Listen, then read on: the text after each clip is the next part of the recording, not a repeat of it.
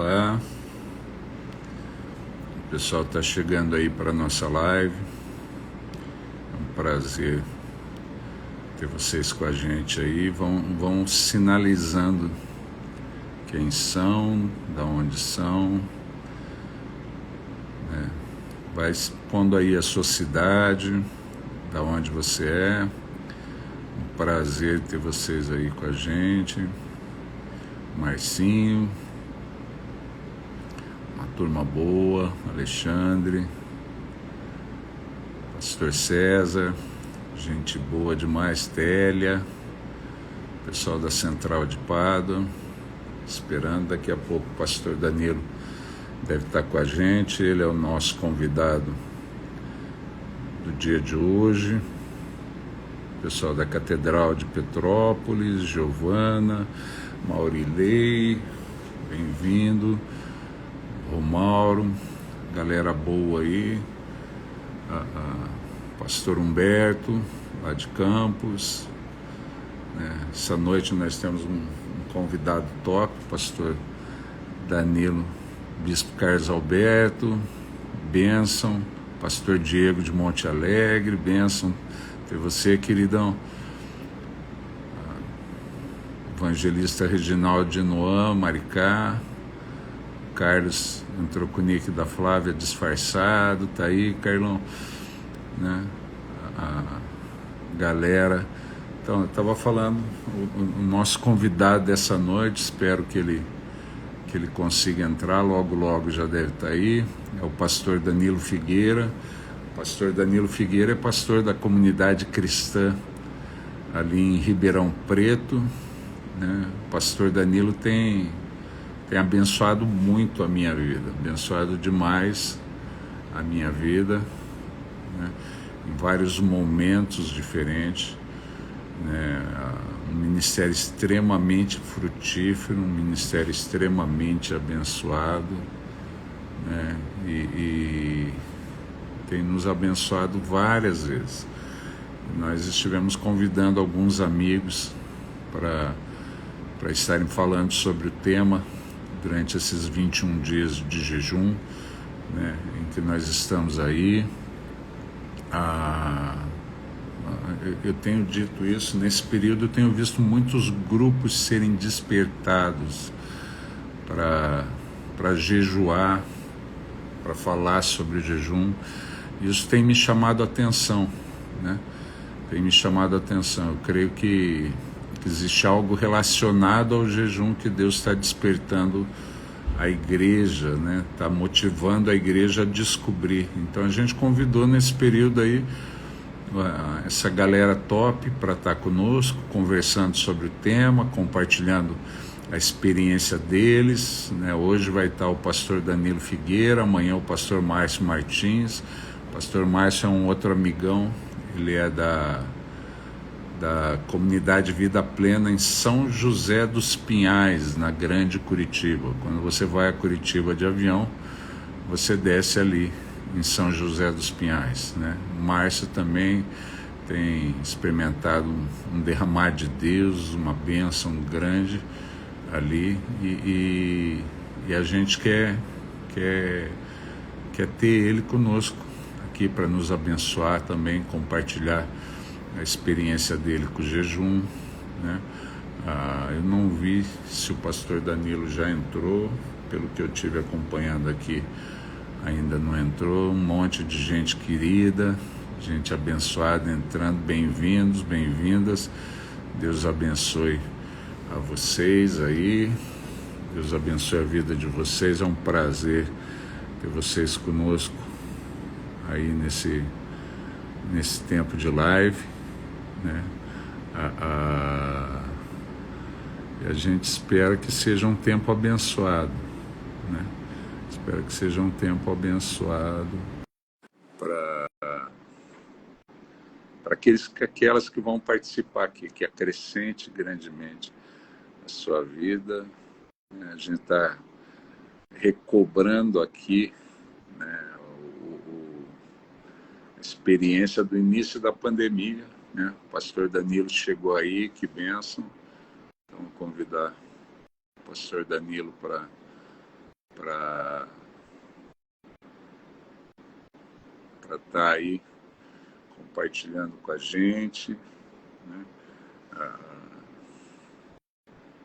Tá aí trocando uma ideia conosco. Estou tentando ver se eu consigo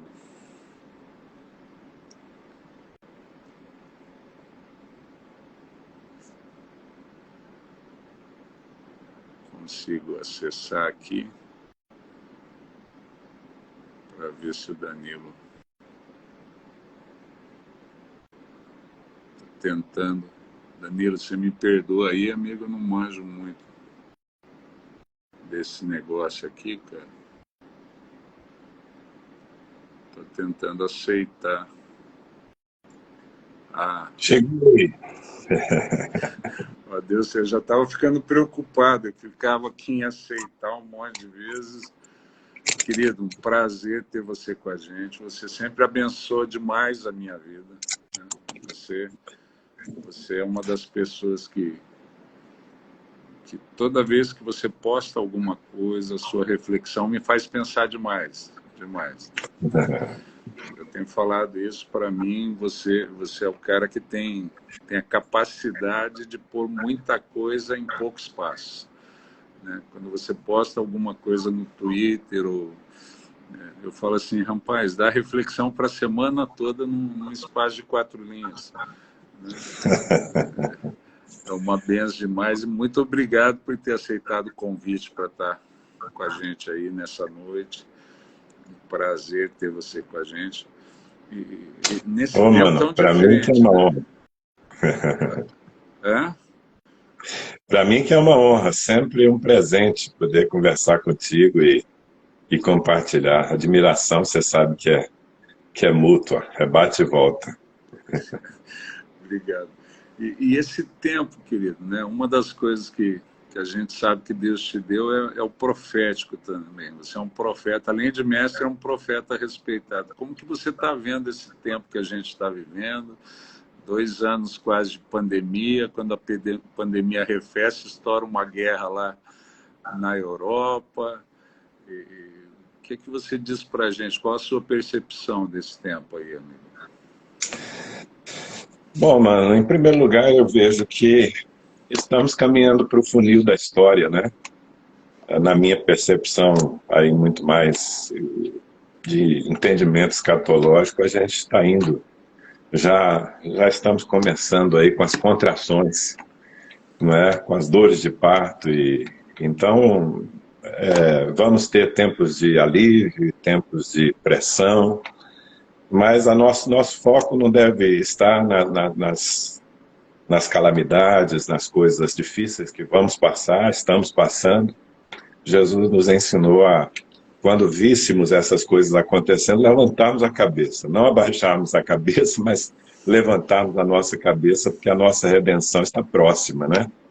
Então, de uma forma mais ampla, eu vejo esse funil da história, estamos indo para o fim.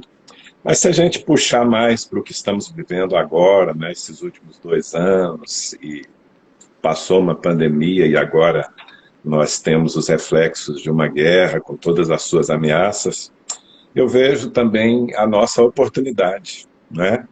A igreja sempre se manifestou quando as coisas pareciam perdidas. Parece que quanto mais trevas, quanto mais medo, quanto mais desespero, mais relevantes nós podemos ser. E, na minha percepção, o Senhor deu uma sacudida no mundo para que nós pudéssemos fazer uma boa colheita agora. Legal. Mais do que nunca você entende que é tempo de buscar o Senhor. Se nós não estivermos conectados à fonte, eu, há 2 semanas atrás, estava compartilhando isso com a igreja. Estamos indo para tempos tão decisivos que apenas aquele cristianismo formal, assim, raso, do crente que liga o modo crente no domingo, esse não vai ser suficiente, né? Nem para nos sustentar, quanto mais para nos fazer cumprir a missão, que é pregar o evangelho a toda criatura. Então, vida com Deus é o começo de tudo. Sem isso é só religião, sem dúvida. Amém. Amigo, eu estava até conversando esses dias, eu tive pregando lá em Guarapuava com o Eclis, né? Aquela figura também. Eu sempre pergunto, você conhece o Eclis? A pessoa fala, não sei. Eu falei, não tem como não saber. Esse nome você não esquece, amigo. Ou você conhece ou você não conhece. É verdade. Eu estava lá, encontrei o Cezinha e a gente estava conversando sobre isso, né? Parece que Deus, de um jeito, aquele jeito dele, né? Sutil, mas ao mesmo tempo intenso, está despertando a igreja para a questão do jejum, né? Porque eu não sei você, talvez eu que vim de um viés tradicional que eu não via isso, né? Mas hoje a gente vê vários grupos sendo despertados para jejum de 15 dias, 21 dias, né? Eu tenho ouvido de pessoas que fazem jejum de 40 dias. Eu não lembro disso na minha época de mocidade, né? Na época de mocidade, a gente ralava para um jejum de 24 horas. Se conseguisse jejum de 24 horas, você estava louco de satisfeito, né? Então, eu entendo que essa movimentação é Deus querendo chamar a igreja, talvez, para o resgate de uma disciplina que foi subutilizada. Eu não sei o que você... Você também tem percebido isso, Danilo? Essa multiplicação da ênfase no jejum? Sim, sem dúvida. Na verdade, bom, jejum e oração, né? Aquela oração, a oração do desespero, que é a oração mais eficaz que nós podemos fazer.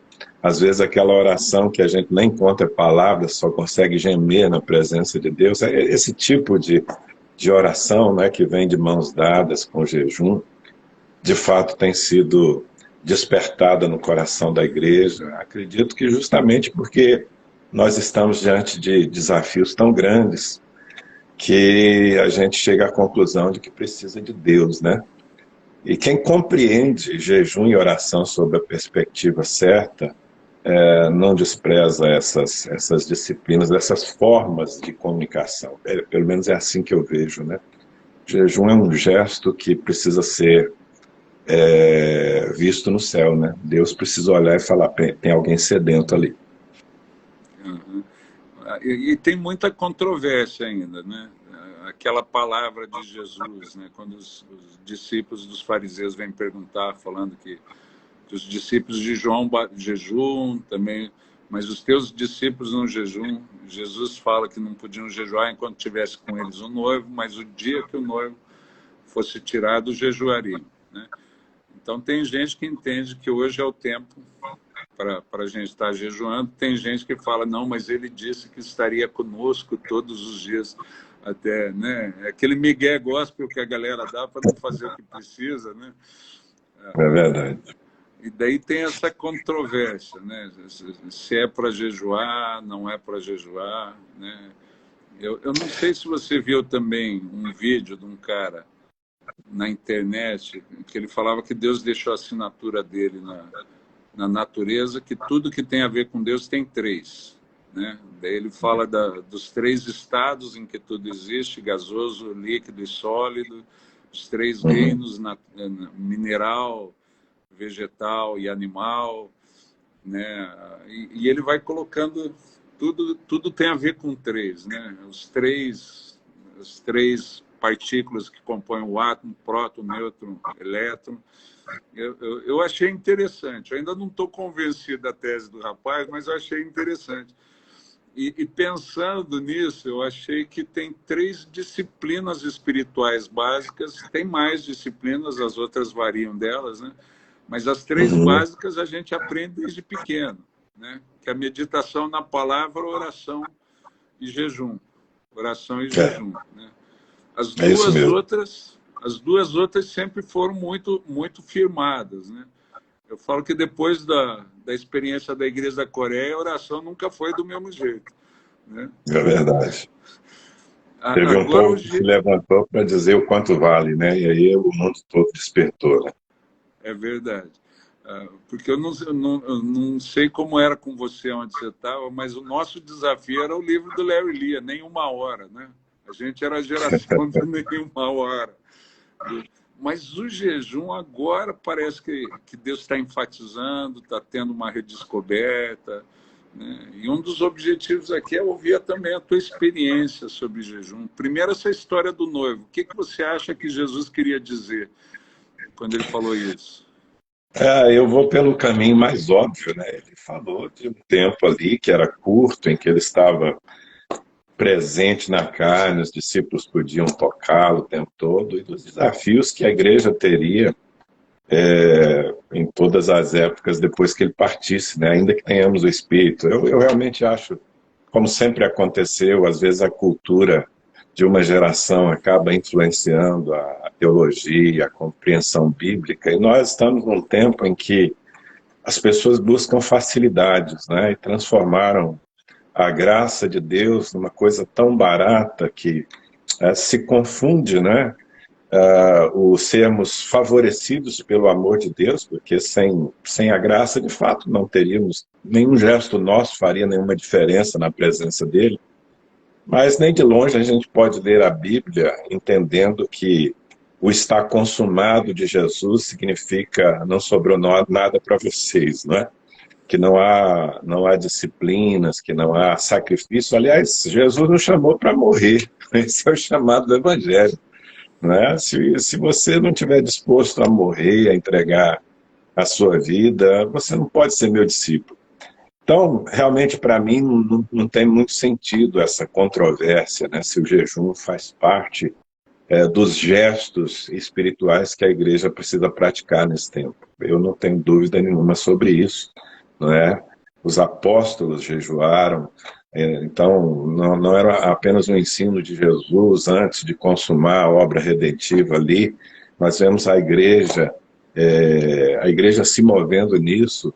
E agora, se você me permite, eu acho que é muito importante a gente enfatizar que não é o jejum pelo jejum, né? Porque na minha forma de compreender, de praticar, jejum só faz sentido se for uma expressão de quebrantamento, de humilhação.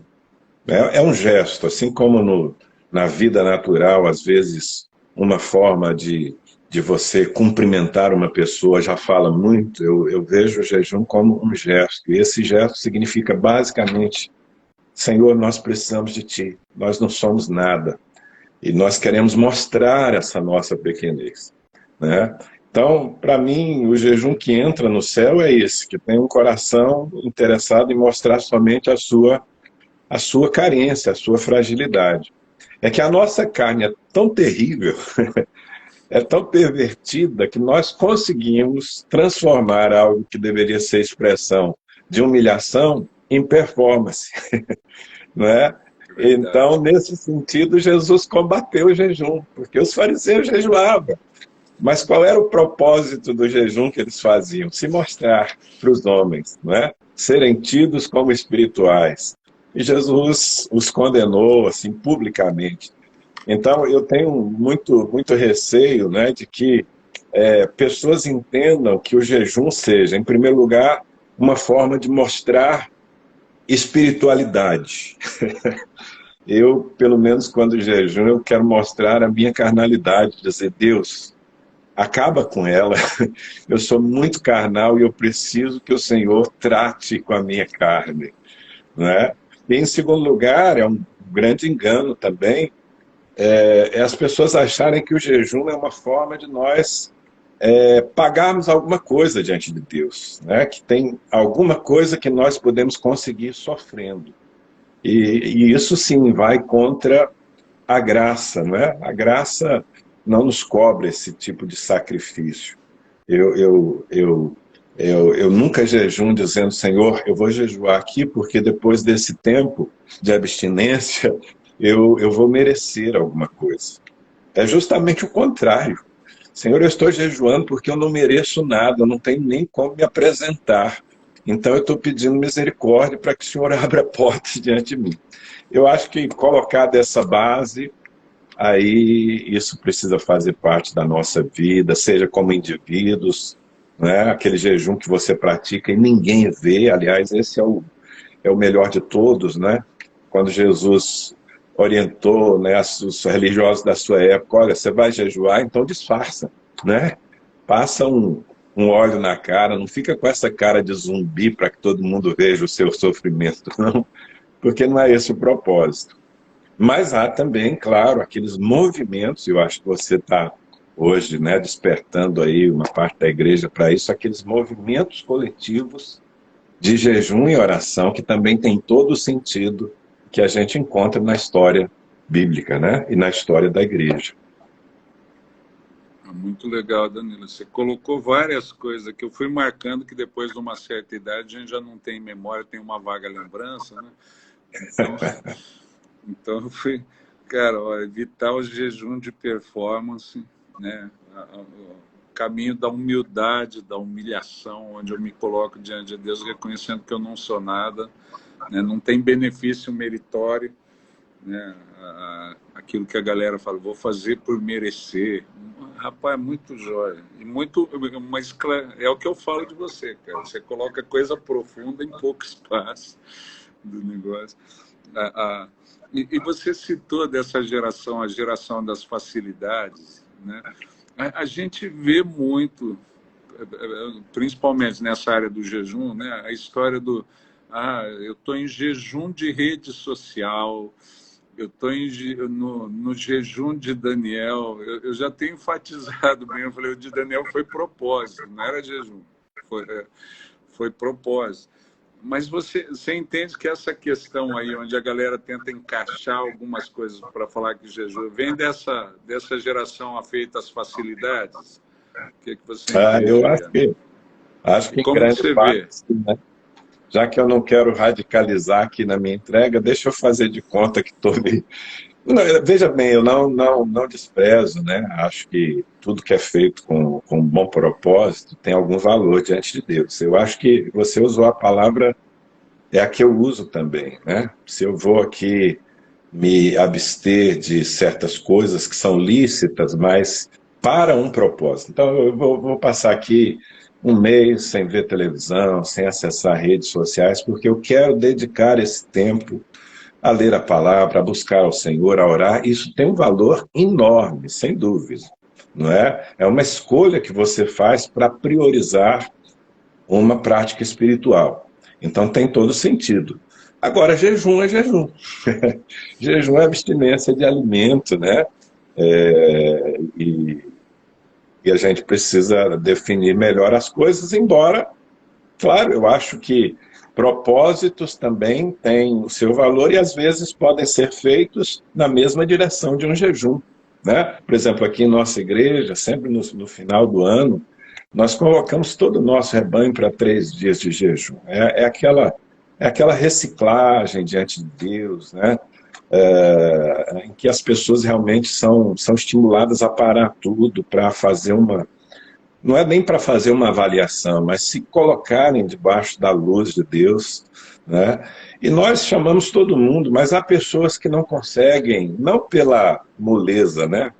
Mas pessoas que estão trabalhando naqueles dias e não têm a liberdade de tirar o tempo que é ideal para estar orando conosco, ou pessoas que têm uma debilidade física, uma enfermidade, não conseguem, nem podem ficar sem se alimentar durante 3 dias seguidos, né? E essas pessoas às vezes fazem um propósito, né? Bem, eu não posso, volto a dizer, não por moleza, não por não querer pagar o preço, né? Mas como eu não posso participar da maneira como eu gostaria, como eu deveria, eu vou participar de alguma maneira. Então, vou me abster de uma refeição, eu vou fazer isso ou aquilo. E eu acho que aí Deus, que vê o coração, né, leva em consideração aquele gesto, talvez da mesma maneira como o do outro que está fazendo, para usar essa palavra, um sacrifício maior.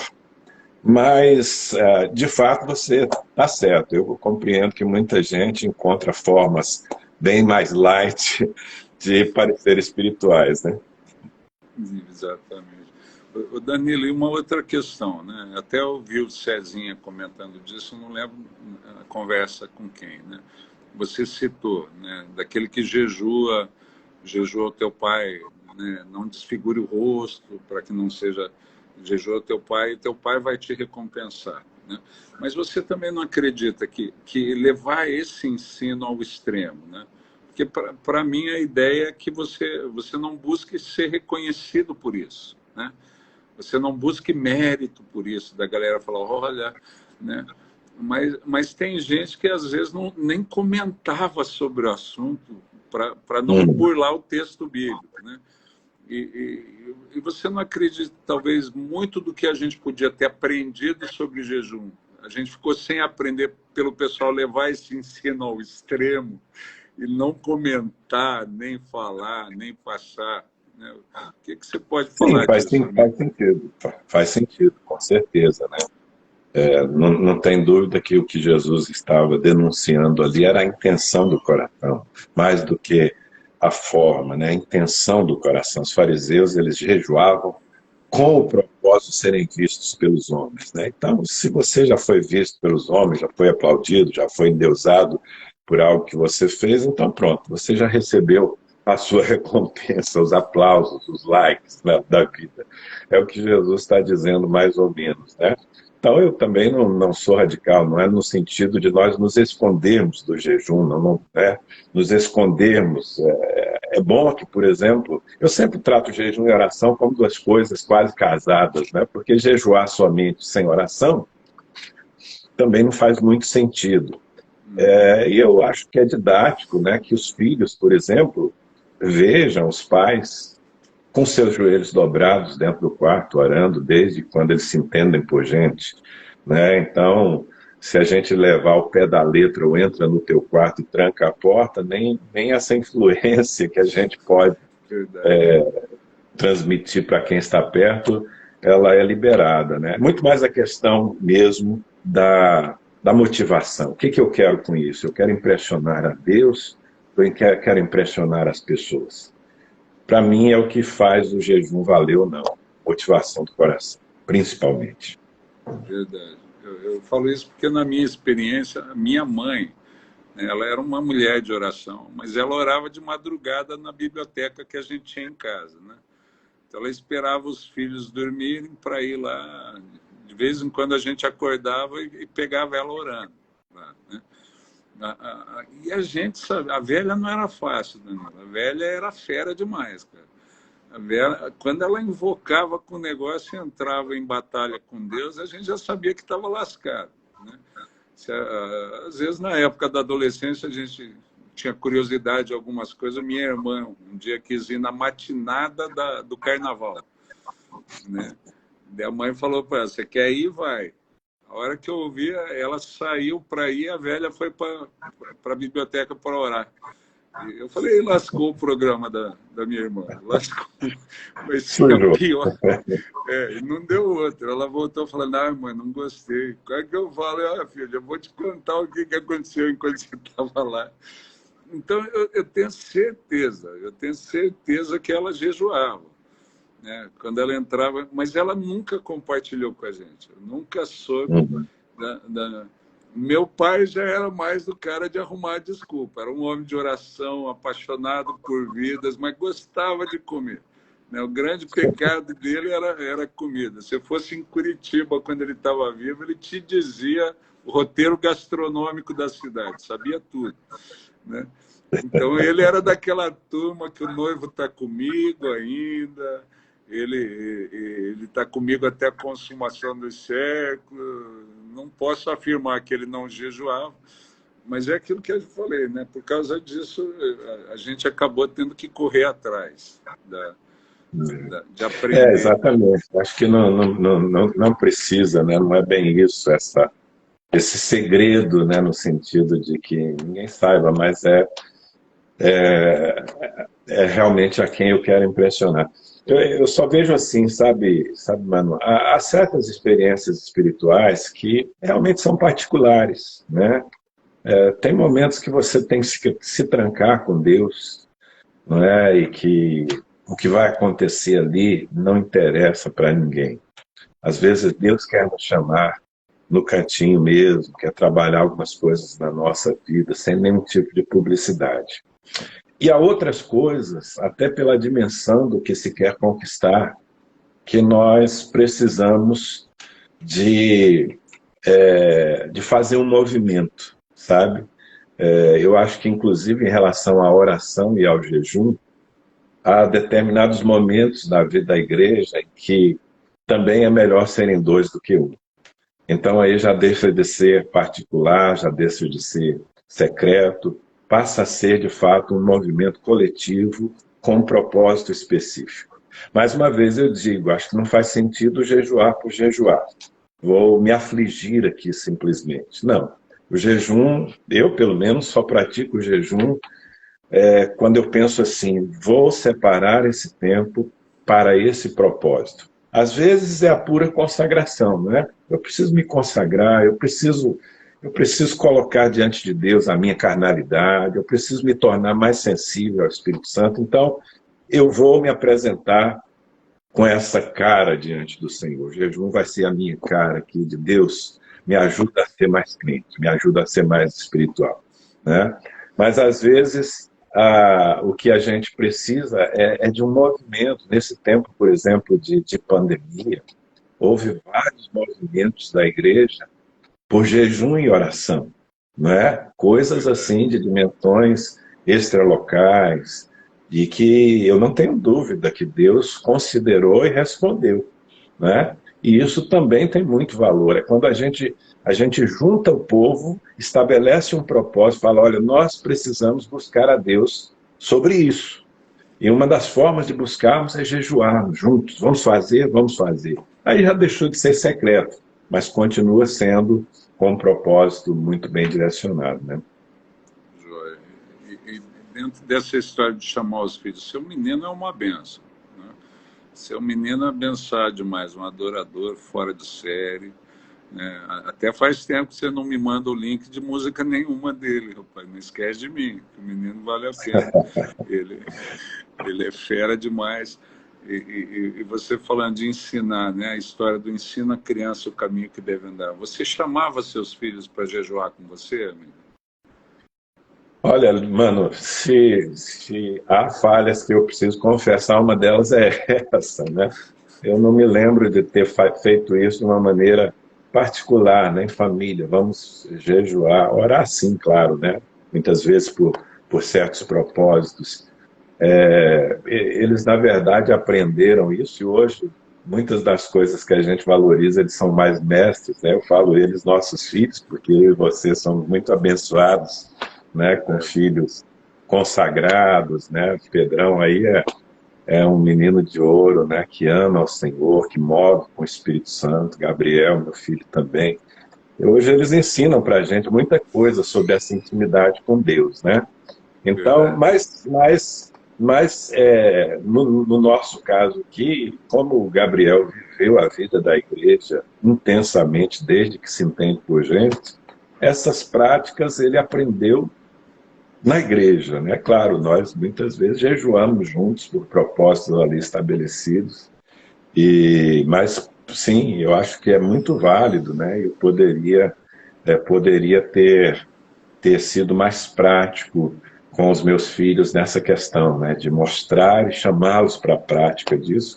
Como eu fui vendo, né, à medida em que eles foram se tornando adolescentes, eu fui vendo que eles tinham visto isso, tinham lido na palavra, tinham visto a igreja jejuar, então eles já estavam praticando.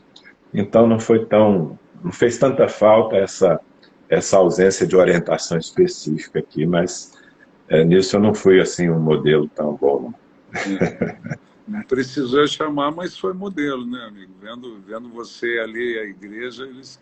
O Danilo, agora tem alguma experiência que de vez em quando a gente ouve a galera comentando assim, ó, se não fosse o jejum me deu esse tipo de experiência, eu creio que se eu não tivesse jejuado, e alguns falam, só depois de tantos dias que eu vivi isso. Você tem algo assim que você pudesse compartilhar com a gente, uma experiência muito sua que dá para compartilhar e você fala, cara, o jejum foi decisivo aqui?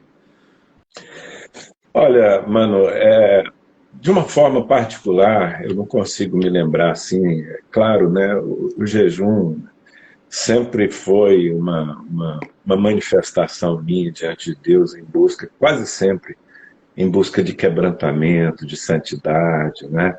Então, normalmente, quando eu separo um tempo particular de jejum, eu estou buscando mais espiritualidade, né? Não mostrar a minha espiritualidade, como eu disse agora há pouco, né?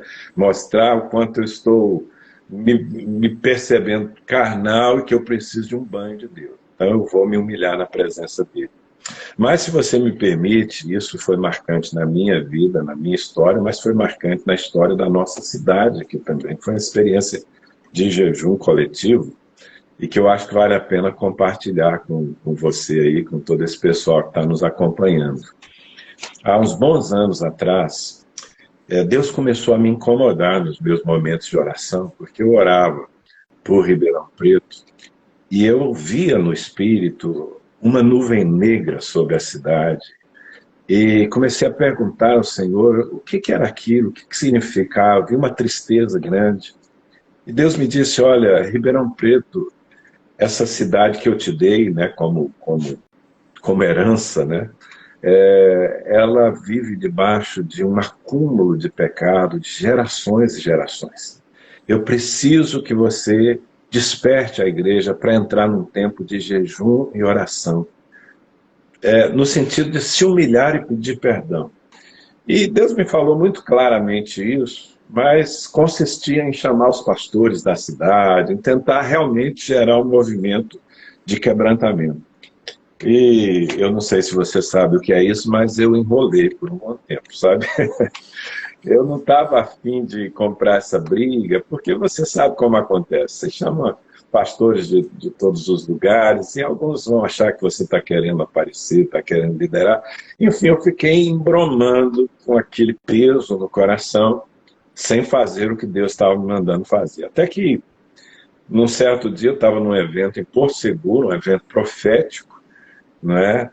E o Espírito Santo me pegou assim pelo colarinho, sabe? Não sei se ele já te pegou pelo colarinho, mas naquele dia ele me pegou e me levantou assim e falou, olha, eu tenho algo a fazer, né? Você tem sido desobediente e se você não vai fazer, eu levanto outro para fazer.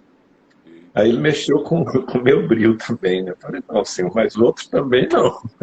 Então deixa que eu faço. E aí voltei para Ribeirão Preto, tomei as iniciativas que eu precisava. Eu busquei, aqui nós temos um conselho de pastores que sempre funcionou de uma maneira assim, muito boa, como um certo presbitério da cidade. Procurei, na época, o presidente do conselho, falei, como é que a gente comunica com os pastores da cidade? Eu preciso falar com o máximo de pastores. E encontrei os caminhos e mandei uma carta, né, um e-mail, uma convocação dizendo, olha, eu tenho algo de Deus para compartilhar com vocês. E no dia que eu marquei, tínhamos lá 100 e tantos pastores, a maioria me conhece, sabe que eu não sou só de levantar poeira, então eles sabiam que realmente eu tinha algo sério a compartilhar. Certamente havia ali alguns que não me conheciam e que estavam curiosos, né? Mas a minha surpresa foi que quando eu disse o que Deus estava me mostrando, houve uma confirmação absoluta. Todos os que estavam ali naquela reunião, gente de tudo que é tipo de denominação, de igrejas independentes, entenderam que era uma voz de Deus e muitos deles vieram à frente dizendo, olha, Deus já vem me falando isso, assim, assim. Esse é o prólogo da história, mas para não ser muito extenso aqui, nós saímos daquela reunião de pastores, onde estava representada a maior parte, pelo menos, da igreja da cidade aqui, nós saímos com uma definição. Nós íamos promover 40 dias de jejum e oração. Os 10 primeiros dias seriam apenas os pastores jejuando e orando, e depois nós teríamos 30 dias de jejum e oração nas nossas igrejas, com um único propósito, confissão de pecados, quebrantamento diante de Deus. O que nós combinamos e entendemos do Espírito foi, nós temos que nos arrepender pela cidade, temos que nos arrepender pelos pecados da igreja, e temos que nos arrepender pelos nossos pecados pessoais, e mostrar isso diante de Deus, através da nossa humilhação. Aquilo foi um movimento do Espírito Santo, muito lindo, porque a gente não colocou formas, simplesmente colocamos o propósito, o tempo, e cada pastor, então, se movimentou para incluir o seu rebanho naquele movimento, né? Então, tivemos situações até curiosas, alguns pastores, por conta própria, né? Não tinha um comando central para isso, mas alguns começaram a subir aos púlpitos descalços, uma forma de se humilhar diante de Deus. Teve pastor aqui na cidade que raspou a sua cabeça em sinal de humilhação. Enfim, cada um se moveu dentro da sua cultura ali, da sua liberdade, né? E tivemos esse tempo. Foi um tempo assim que todos os cultos, eu acredito realmente da maioria das igrejas da cidade de Ribeirão Preto, a ênfase foi essa, sempre com tempos assim maiores de oração, de confissão. Bom, nós estávamos vivendo, se eu estiver aqui me estendendo muito, você me corta, tá? Não, mas fica à vontade, eu estou bebendo aqui, cara. Nós E olha que eu estávamos já vivendo conheço assim. o testemunho, mas eu estou aqui. Você já ouviu isso, né? Mas assim, Não, nós estávamos vivendo naquela época, por uma coincidência, o tempo mais difícil da cidade em termos de violência, né? Porque Ribeirão Preto estava tendo, assim, há alguns meses, um surto de assassinatos, o crime organizado dominando a cidade, algo sem precedentes. Bom, nós fizemos o jejum, o propósito era só esse, né? Quando terminou os 30 dias de jejum da igreja, nós entregamos o jejum. No dia seguinte, eu me mudei de apartamento agora recentemente, e na mudança eu tinha guardado os recortes dos jornais naquela época. No dia seguinte, a entrega do jejum, ou seja, no 31º dia, os jornais da cidade noticiaram o seguinte: pela primeira vez em muitos anos, Ribeirão Preto tem 30 dias sem registrar um homicídio sequer. Então, assim, foi um sinal de Deus, né? Naquele dia, um dia após o nosso jejum, uma pessoa foi morta na cidade. Então, assim, Deus cerrou a boca da morte violenta enquanto a igreja se humilhava e se apresentava em jejum e oração. E ele fez isso exatamente naqueles dias para ficar patente para nós que havia sido o nosso gesto de confissão e de humilhação, entende?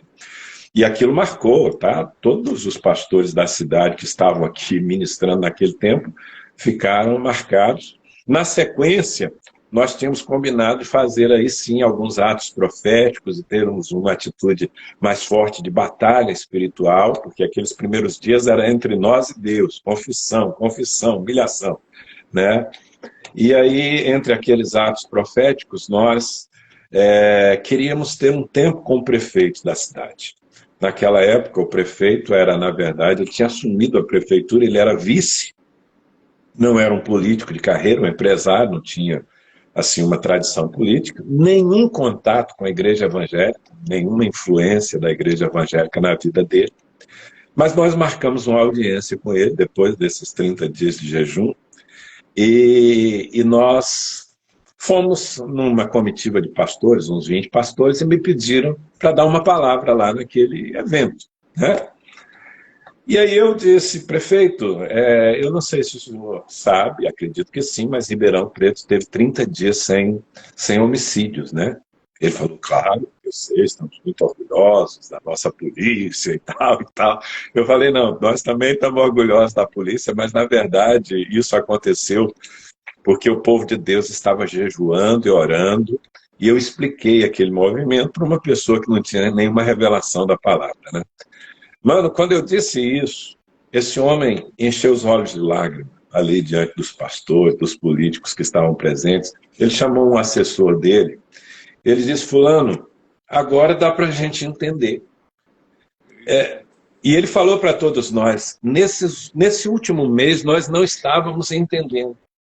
Porque alguns nós que estavam atados aqui na administração pública da cidade há anos, que não se conseguia desatar, as coisas fluíram de uma maneira tão impressionante que nós não estávamos entendendo. Agora eu estou entendendo, vocês estavam orando. Então, por favor, não parem de orar, não é? E ali, com aquele gesto, ele pediu para os pastores, e nós fizemos durante os próximos, talvez 1 ano e meio, 2 anos, que foi o tempo em que ele ainda continuou à frente da prefeitura, mesmo, volto a dizer, mesmo sem ter nenhum contato até então com a igreja evangélica. Ele pediu para que toda semana nós estivéssemos lá no gabinete da prefeitura orando com ele pela cidade. Ele tem lá na prefeitura de Ribeirão, acho que até hoje é assim, né? No gabinete do prefeito tem uma vista aérea da cidade, uma foto bem grande, e nós lambuzamos aquele quadro com óleo. Foram 2 anos impondo as mãos ali, abençoando a cidade, mas tudo como consequência de um período de jejum e oração coletivo que mudou o rumo de uma cidade, entende? Então é realmente poderoso demais quando é feito com a intenção certa. Eu acho que é um testemunho bom para compartilhar. Amém. Eu já conhecia, Danilo, eu tô aqui com um misto de emoção, estou me segurando para não chorar, porque eu estou impactado de novo, essa chave. Hoje é o primeiro dia do nosso propósito, onde a gente está tentando, a gente tentou motivar, né? Todas as igrejas metodistas da nossa região e mais gente que caminha com a gente em mentoria, atraem unidade. Quando você fala da unidade dos pastores, eu creio que todo mundo que está aqui e junto nesse propósito, eu creio que foi um sinal, foi uma palavra de incentivo para a gente que está nesse primeiro dia, né? E eu nem imaginava, eu só queria mobilizar a galera na questão do jejum, a unidade, e hoje você já pôs para a gente de um jeito diferente, né? Ao mesmo tempo, eu estou envergonhado aqui, amigo. Estou envergonhado que eu estou há 5 anos aqui no Rio de Janeiro vendo tiroteio para tudo quanto é lado. Você dá o testemunho, eu estou que nem Isaías. É como se eu tivesse uma visão do céu e falar, ai de mim, porque eu sou um gordo de lábios impuros. Mas a verdade é que todos nós, né, estamos devendo o que ficou ali e que preciso admitir também, né, de que a igreja na nossa cidade, nós, né, a igreja somos nós, não se manteve nesse lugar, porque o que Deus nos fez viver aqueles dias foi justamente para nos dizer, olha, a minha palavra é verdadeira. Se o meu povo, que se chama pelo meu nome, se humilhar, orar, buscar a minha face, se converter dos seus maus caminhos, eu ouvirei dos céus, perdoarei os seus pecados e sararei a sua terra.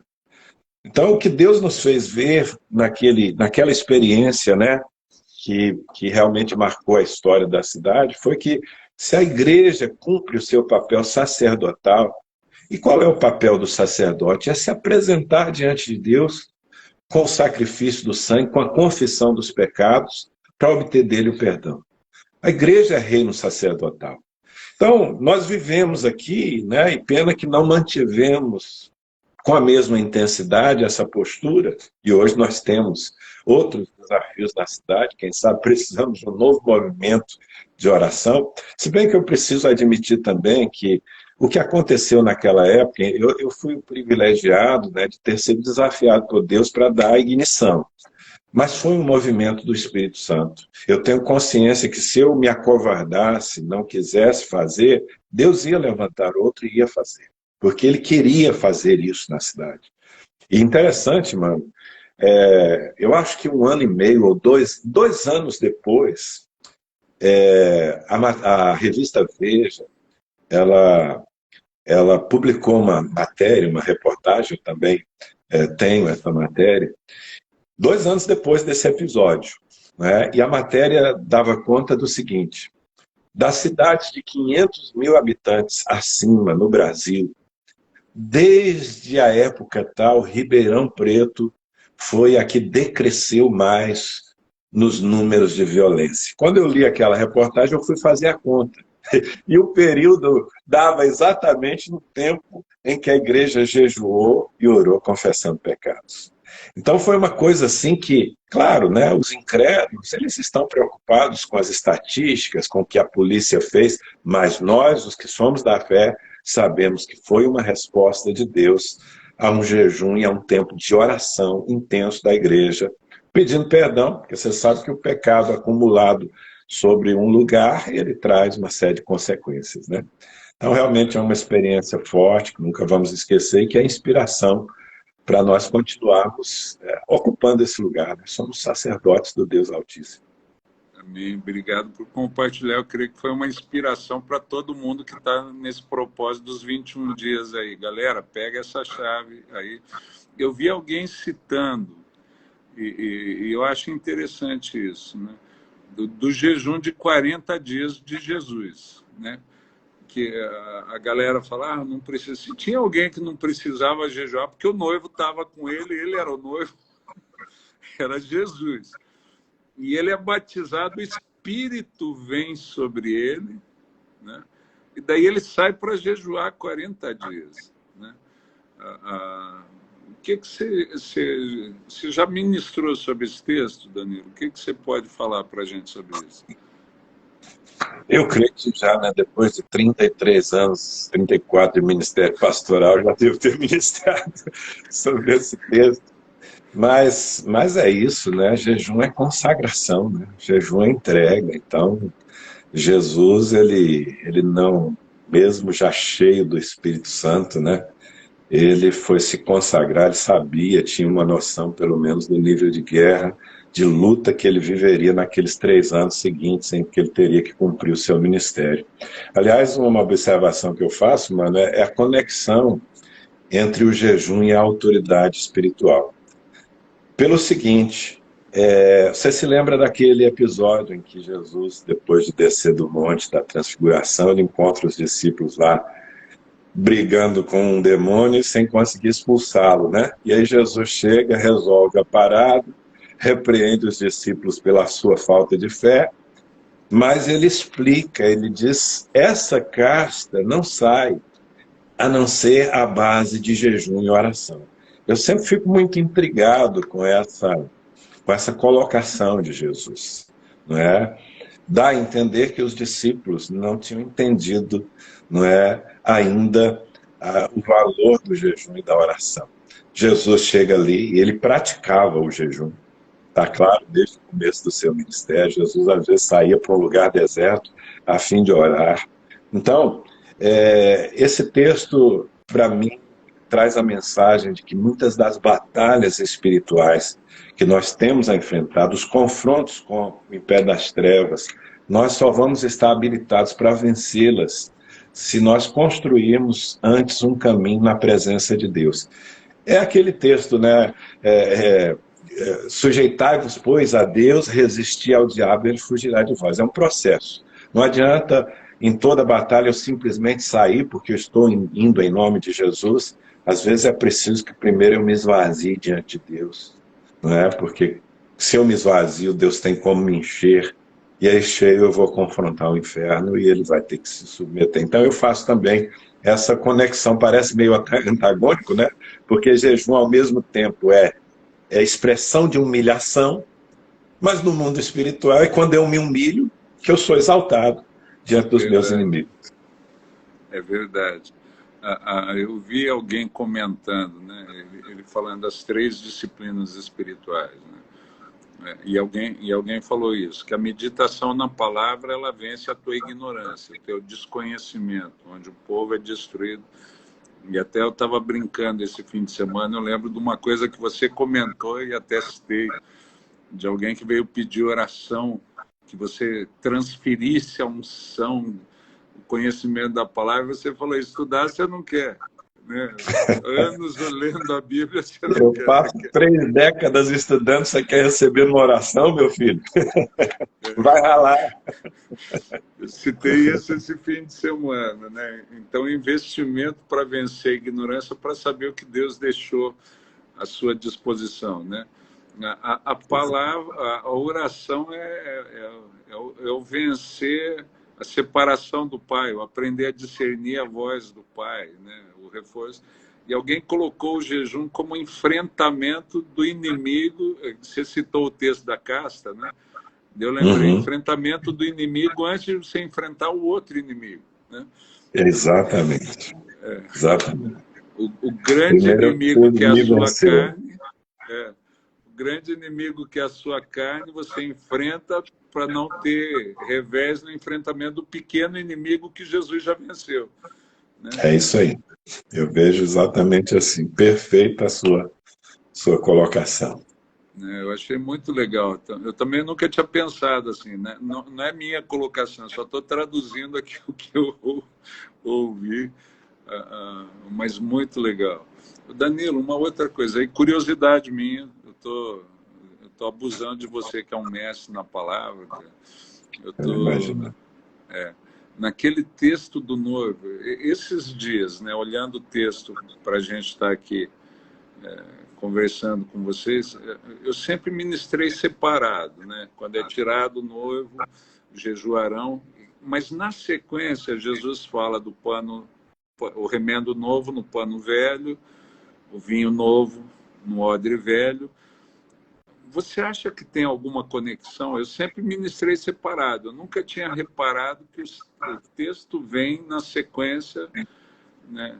Você acha que tem a conexão? Jesus está citando isso também em relação ao jejum, né? O vinho novo, o jejum vai te dar uma perspectiva diferente da unção que você já usufrui. Mas faz sentido, né? Eu não me lembro de ter parado para fazer essa conexão, mas ouvindo você aí, faz todo sentido, né? Não são expressões desconectadas, né? E de fato é isso, né? O jejum tem esse poder de nos renovar espiritualmente. O jejum, volto a dizer, aquele feito com o coração correto, né? Então, para suportar o vinho novo de Deus, as coisas novas que Ele está trazendo, eu preciso me renovar, né? A gente sabe que essa renovação ela acontece de várias formas. Paulo fala da renovação da mente e tal, mas eu penso que sim, penso que o jejum tem essa, essa propriedade, né, de colocar a nossa natureza, botar um elástico, como o odre novo, né, que está disponível para Deus fazer coisas novas, para expandir. Ele trata a nossa carne, é um aspecto secundário, mas muito importante também, né? Que eu sempre penso, se eu estou jejuando, eu estou querendo, na verdade, me expressar diante de Deus. Eu estou querendo dizer, Senhor, eu preciso muito da tua graça, da tua misericórdia, do teu perdão, da tua santidade. Derrama sobre mim esse tipo de coisa. Mas eu estou tratando também com os meus apetites, né, com a minha carne, com as minhas paixões. Paulo usa uma expressão, esbofeteando a carne, né, colocando debaixo de controle coisas que querem me dominar muitas vezes, né? O apetite para comer, que nós sabemos muito bem o poder que ele tem, né, mano? É só um deles, né? É só um deles. Nós precisamos mantê-lo debaixo de controle. E o jejum é uma forma de dizer para Deus, Senhor, eu estou aqui lutando contra aquilo que a minha carne manifesta e que às vezes quer me dominar e me levar para longe da espiritualidade que o Senhor quer de mim. Amém, amém. É como a galera diz, do exercício físico que ativa algumas coisas em nós, o jejum ativaria algumas coisas espirituais, né? Até eu estava conversando com o Cezinha, pensando nesse texto. Você me disse que eu estou viajando demais, amigos. Se eu estiver viajando demais, você é um dos que tem autoridade para me exortar, amigo. Ah, imagina, se você viajar demais, eu vou correr atrás de você, que eu gosto dessas viagens. Que eu estava falando para o Cezinha, né? Quando Jesus fala sobre isso, a impressão que me dá, ele está dando uma chave para lidar com Cristo glorificado, né? Até aqui o noivo estava em carne, vocês conheceram o noivo numa dimensão, agora o noivo vai ser tirado para encontrar o noivo no outro nível, vai ter que jejuar. E daí ele entra com isso, né? O remendo novo, o vinho novo, porque quando Cristo vem glorificado, os caras que conviveram com ele no caminho de Emaús nem reconhecem Jesus, né? Nem percebem Jesus. Então você acha que não estou viajando, não? Que o jejum ativa coisas para a gente experimentar do Cristo glorificado que sem o jejum a gente não consegue usufruir. Assim como o exercício físico proporciona coisas que só a gente na vida sedentária não consegue usufruir.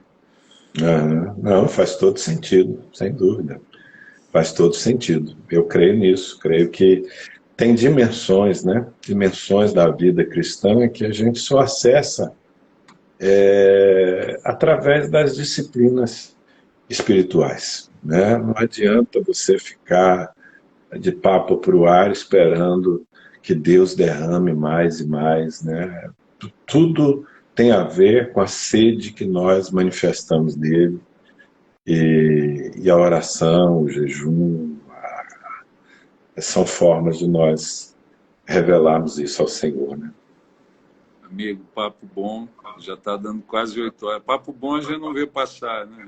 Até, Verdade. até Sim, ia abrir para perguntas, mas a gente não tem tempo para isso. Você ora para a gente?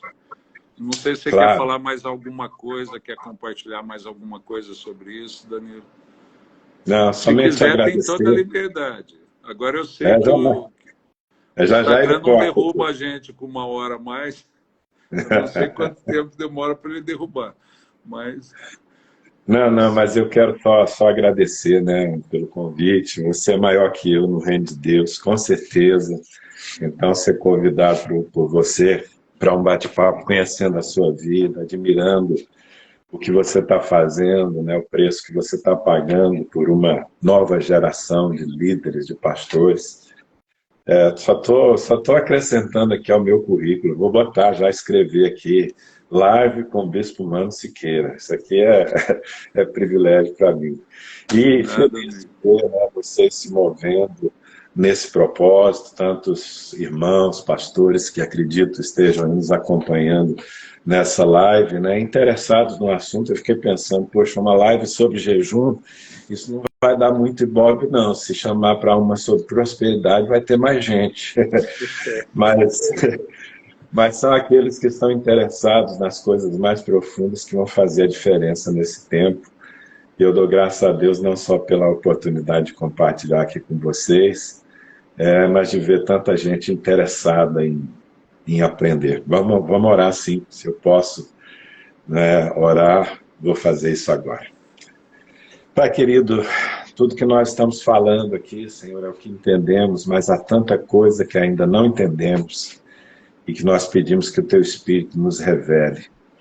A verdade é que nós precisamos de Ti, Senhor. Jejuar e orar é como expressar a nossa sede e na verdade, o nosso desespero pelo Senhor. Eu peço que o Senhor nos aperfeiçoe nisso, no entendimento, na prática, que o Senhor sempre filtre as nossas intenções, que nunca o nosso jejum seja uma expressão de soberba, seja sempre uma forma de dizer, Deus, nós precisamos de Ti, Senhor. E eu peço que o Senhor faça esses movimentos na nossa nação, no meio das igrejas, das denominações, despertando gente para o altar, Senhor, porque é no altar que surgem os grandes avivamentos. Nós precisamos de um grande avivamento nesse tempo.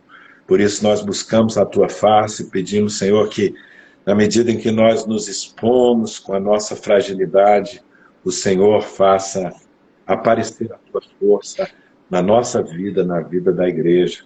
Abençoa o Bispo Mano, Senhor, a Igreja Metodista, todos esses pastores que são influenciados pelo ministério, pelo testemunho dele, faz com que, ó Deus, essa visão de consagração prospere e nós possamos entregar a nossa nação rendida aos teus pés. É a nossa oração em nome de Jesus. Amém, Senhor. Amém. Amém. Obrigado, Danilo. É sempre um prazer. E a hora que você quiser vir para cá com a Mônica, eu sei que você gosta também. E é duro a gente falar isso numa live de jejum, mas eu descobri um restaurante de comida nordestina, amigo, do Meu negócio. amado, não estraga tudo agora não, ficou tão bonito como a gente fez. Tá feito convite para depois do propósito. Tá valendo Querido, também, quer com mais, quer de mais, ou façais qualquer outra coisa, fazer tudo para a glória de Deus, né? querido, obrigado mais uma vez. Deus abençoe. Valeu. Um abraço, Deus abençoe a Ô, todos. paz. Gente, amanhã, né, a gente segue com o nosso propósito. Então, amanhã nós seguimos aí com os 21 dias, o pastor Márcio Martins vai estar conosco amanhã, da comunidade Vida Plena, também compartilhando. E aí foi bênção. Se der tudo certo, essa live vai ficar salva, né? Se der tudo certo, eu estava brincando com o Danilo antes de começar, tem muita coisa aqui que eu não sei, eu tenho que fazer uma especialização com a minha neta de 10 anos. Se eu não errar, a live vai ficar salva aqui, a gente vai salvar a live aqui e daí quem quiser assistir depois, vocês podem indicar para alguém depois. E amanhã às 19 horas com o pastor Márcio Martins, ok? Obrigado por ficar com a gente até agora. Deus abençoe a vida de vocês aí. Um abraço.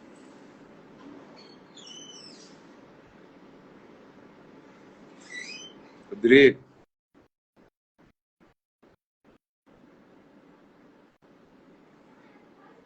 Gente, antes de eu sair, só me diz aí como que eu faço para salvar esse negócio. Como que faz para salvar a live? Não acabou ainda.